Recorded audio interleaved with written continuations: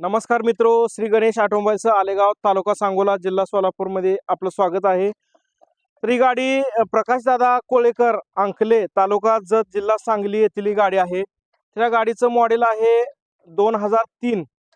ही आपल्याकडे पूर्ण रिस्टोरच्या कामासाठी आली आहे। तर या गाडीचं टोटल इंजिन काम, सस्पेन्शनचं काम, फायबर किट, टोटल हिरोचे जेन्युइन स्पेअर टाकून या गाडीचं लवकरच आपण काम करतोय।